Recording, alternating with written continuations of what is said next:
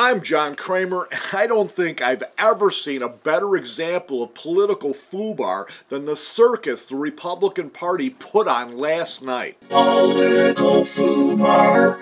I have to say that the GOP has really surprised me this year. First, because the speeches on Tuesday night were just so bad. I mean, I'd expected Chris Christie to give the best speech of the convention, but he came off as an egotistical blowhard who barely even mentioned Mitt Romney. And Ann Romney wasted a huge opportunity to make Mitt look more human, but failed to reveal a single thing about her husband that I haven't heard before. I mean, how is that even possible when they've been married longer than Paul Lyin has been alive? Yes, Paul Lyin. That's my name for Sarah Palin's Wisconsin cousin, the guy who spent his entire adult life working in Washington and the past 12 years living off a government paycheck and government-provided health care, but who has nothing but disdain for everything the government does, and always seems to be the first guy at the feeding trough when they're handing out stimulus dollars.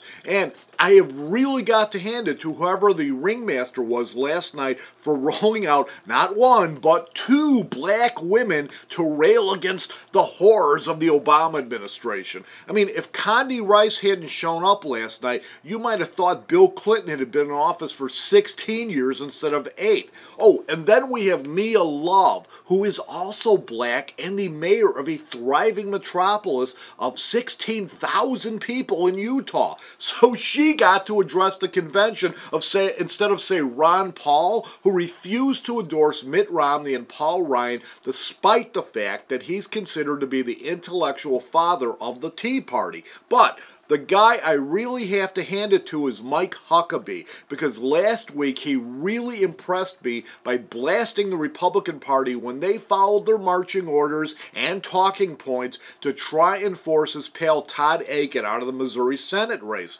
But hey, Mike, the guy who rushed all those Republicans to lynch your boy Todd, that was Mitt Romney. And you went out before God, the GOP, and the world to endorse him for president without ever saying a word about Todd. And that is political FUBAR.